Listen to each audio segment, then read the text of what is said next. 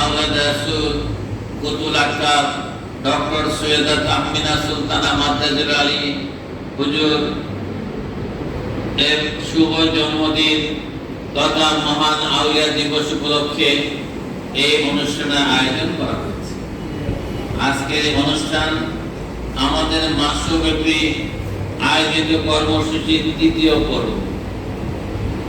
এই অনুষ্ঠানটা যদিও মাহে রমজানে অনুষ্ঠিত হওয়ার কথা ছিল, 11 মার্চ কুতুল আকতাবের শুভ জন্মদিন, যেহেতু তখন মাহে রমজান চলছিল, রমজান মাসে আশিক রাসূল ভাই বোনদের আসতে অসুবিধা হবে, এই তাদের অসুবিধার কথা বিবেচনা করেই আমরা বলেছিলাম আল্লাহ দয়া করলে মাহে রমজানের পর আমরা এই অনুষ্ঠান আয়োজন করব।